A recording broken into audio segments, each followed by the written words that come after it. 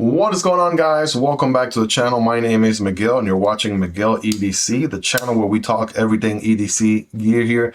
Today we're talking about the Kansept Integra. Kind of reminds me like an Acura Integra from back in my younger days, you know, being into cars and JDM and all. So the Integra from Kansept, that is this knife here. Of course, we're going to be checking it out. Be doing a comprehensive review for you guys so you know everything there is to know about this knife before making your purchase, so you can make an educated decision here. So I've got a chance to check out this knife for about the last week or so. Shout out to Lefty EDC and his knife pass around for the opportunity to borrow this one. And I've just been having a blast about getting ready to send it back. It's been a really great experience.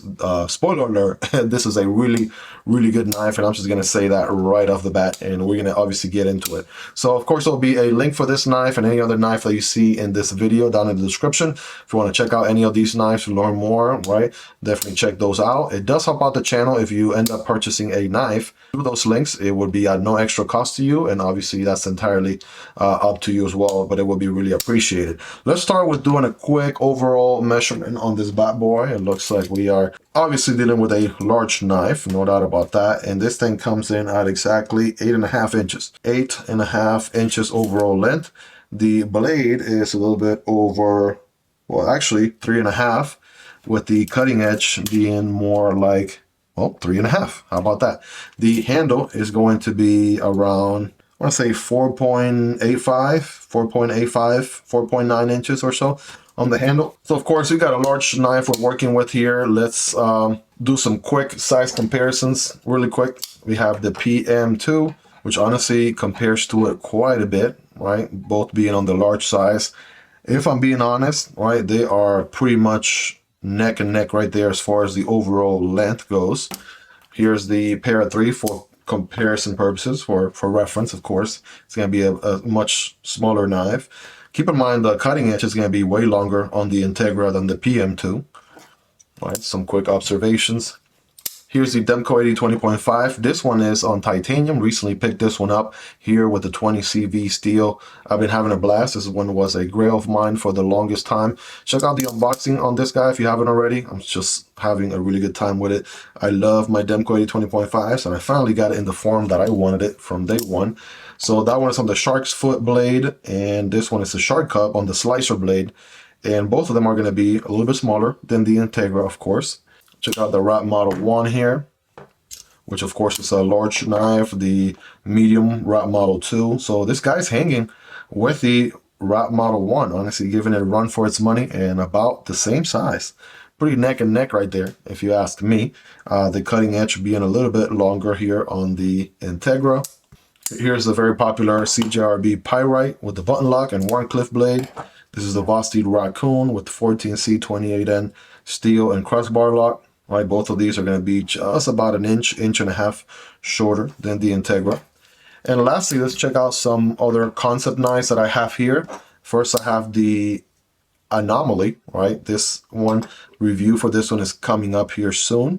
So definitely make sure to subscribe if you aren't already so you don't miss out on checking that out. And here's another Kansept knife, the Kansept Korvid S, which I also checked out as well. The review for this one is already available here on the channel, so check that out.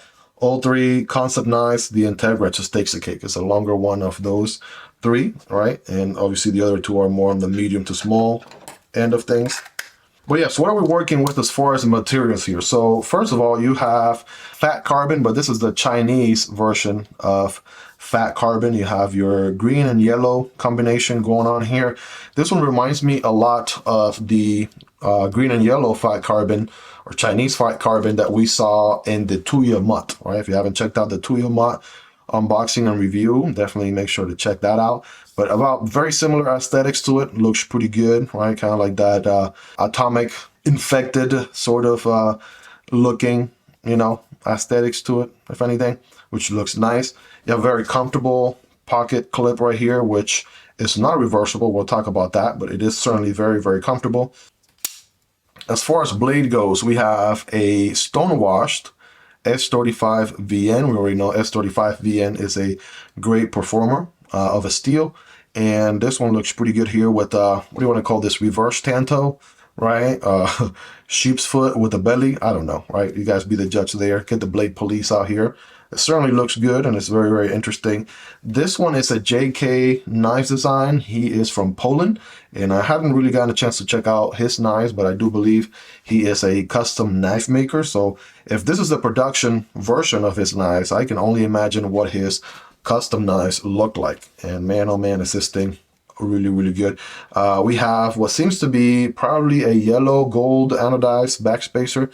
I wouldn't think it's brass because the weight, it doesn't feel, it feels a decent amount of weight for the size, but doesn't feel extra heavy, and it hasn't patina or anything. So it's just, I would think, gold anodized.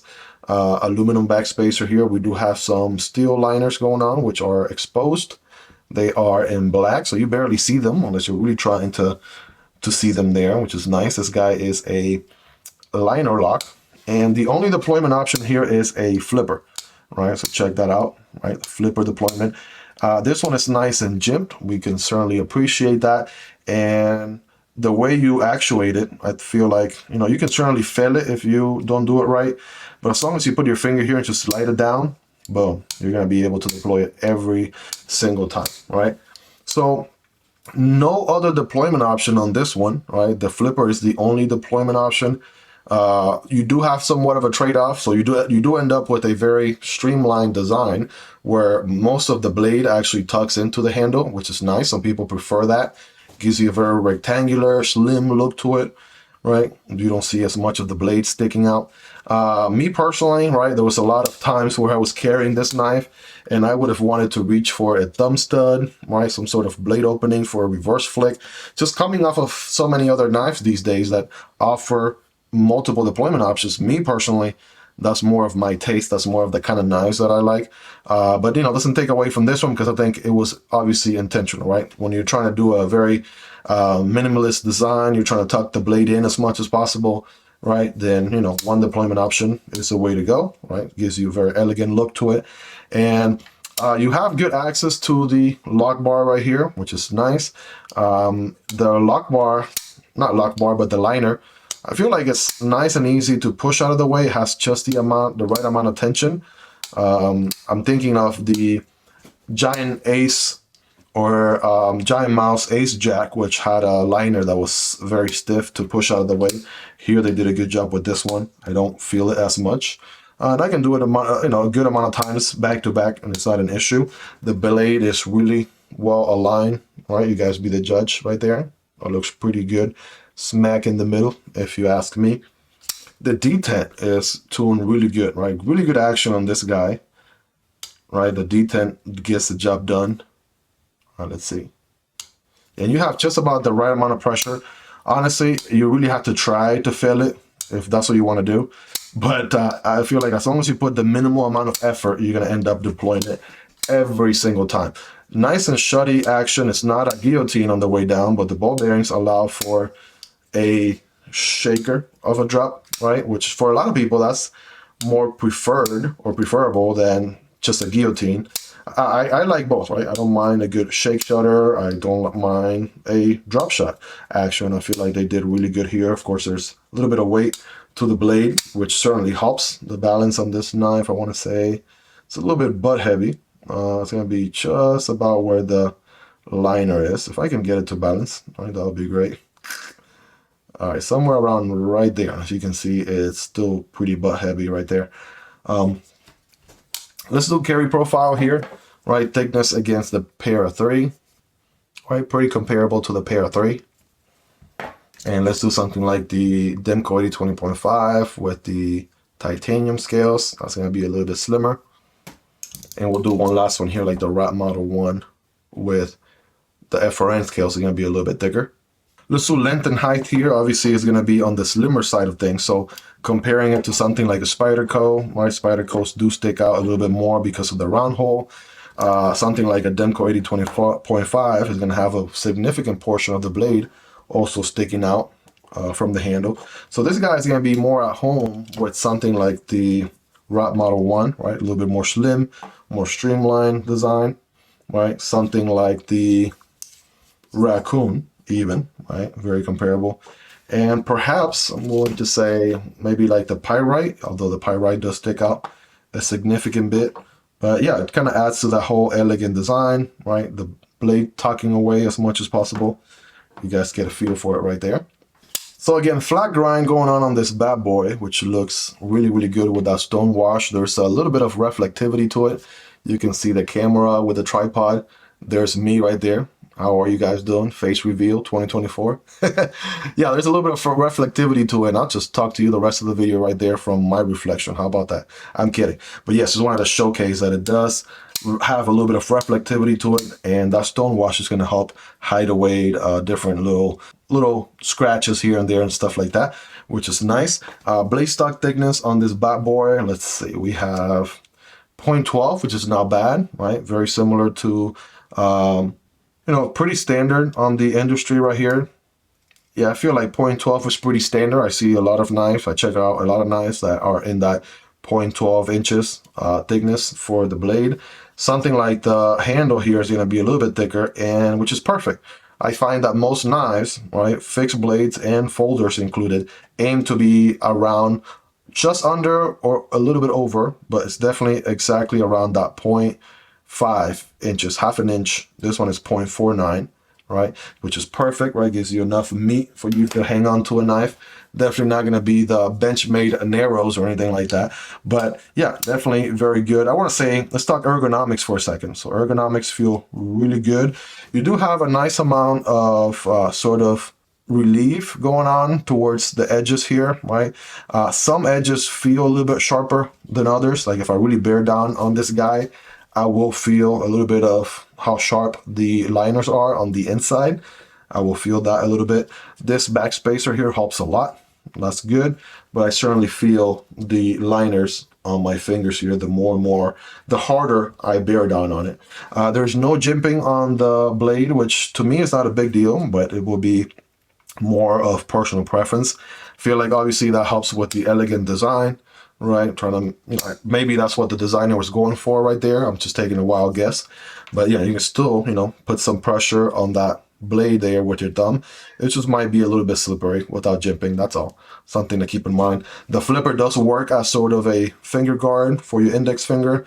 You could probably forward choke. You just want to be very aware of where that corner of that edge is, right? There isn't like a built-in finger choil or anything, so just want to be cautious. And you're dealing with a large, I mean, check out the size of this thing in the hand, right? I have medium to large hands. They're not the biggest, not the smallest.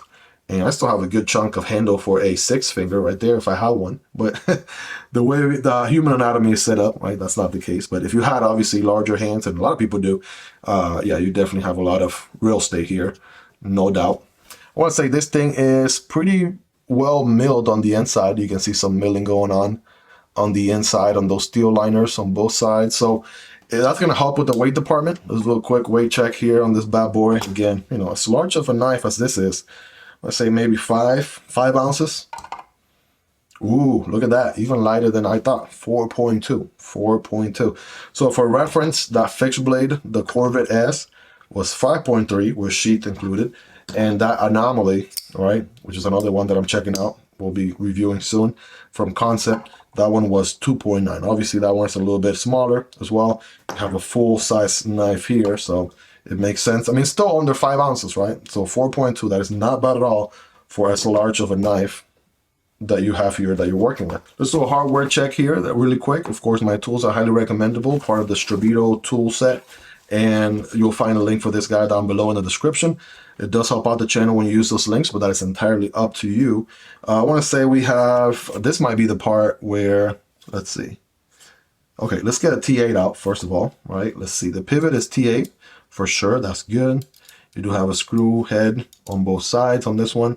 Body screws are gonna be T6, and that was probably the only other thing that I would say, you know, for the price point, some T6 hardware would have been appreciated here. Everything is T6 except the pivot, which honestly feel like they could have done a slightly better job there with TA all around, right? This is a premium knife after all. We got premium steel, premium handle material, so doing the TA hardware would have completed everything in my opinion, but not a deal breaker, especially if you're okay with T6s, then that was not going to be an issue for you. The pocket clip, as I mentioned, is very, very comfortable. You almost forget that it's there. Certainly very functional, right? Just the amount of tension in and out of the pocket, which with this fat carbon here, right, it slides in and out of the pocket really good. And it's not the most deep carry. You'll have about this much of the knife sticking out of your pocket, which is kind of decent, I guess. They could have really made this a little bit more deep carry if they really wanted to, but that's just something that you're just gonna have to be okay with, I guess. It's not the most deep carry. If you're really into concealing your knife 100%, this one might not be the one, but if you're okay with it sticking out about this much, then you'll be okay, right? Not reversible for lefties. I mentioned that earlier, so that's another thing. You know, lefty people do exist. They're out there. You know, we're all on a crusade to make sure that we have no lefties left behind. So I know it would have made the design a little bit uglier here, right, for righties from a righty perspective, but hey, you know, it would have been nice, you know, maybe with something like on the Raccoon here, right? A little insert, right, with some screws. And then boom, you got a reversible pocket clip, which you can mount on either side, right? That takes care of righties and lefties alike. But yeah, other than that, I mean, I feel like the knife is executed pretty well, right? We have different versions of this knife too. So if you really dig this design, this JK knives design, and you know, you like Kansept is just doing a killer job with their knives overall. This one comes in as a budget option, I believe, $79. You get 154 cm, I believe, with G10.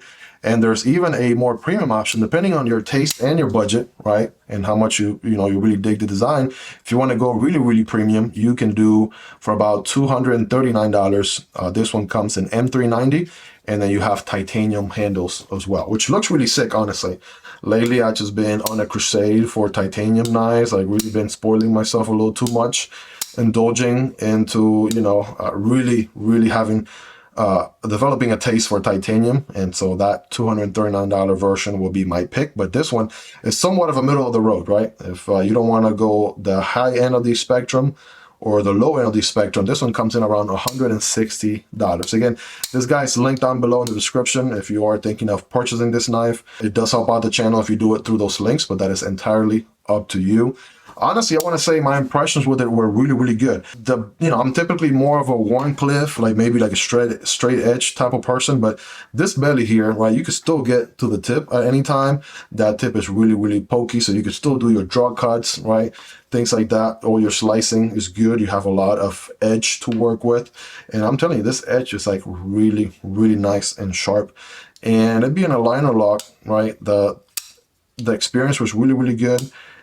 I honestly, you know, don't mind this knife as part of my collection, so I'm really considering perhaps picking one up for myself. Really had a good time with it. Only other thing, and I mentioned this already, is when you really bear down on it, you do feel the inside liners a little bit into your fingers right there, but you really have to be bearing down on it. The regular grip, you're going to be just fine. It's only when you put a good amount of pressure there that you actually feel it. But yeah, not bad for the price, you know, good weight to it. The fit and finish is really nice. I feel like these gold pivot screws match the yellow-green aesthetics quite a bit, right? The back spacer here, you have a linear solution in the back for my linear people out there, the 3 or 4 of you out there. If you want to do that, it doesn't take away from the design because you don't see a hole through the show face or any side for that matter, which is pretty interesting. Let's do a quick paper cutting test on this bad boy. Of course, we know it can cut. We did this during the unboxing. Keep in mind, this is not a brand new knife out of the box or anything. It has certainly seen its, you know, plenty of views here and there throughout all the YouTubers that have checked it out. And so let's see how it does.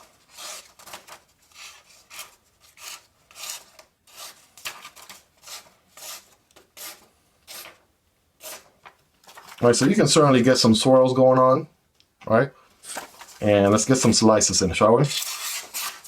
There we go. I feel like it's a matter of the initial bite. There we go. As long as you have a good initial bite, we're good. It could definitely use a little bit of strapping right about now. But yes, it still will slice pretty good. As long as it doesn't catch. Boom, look at that.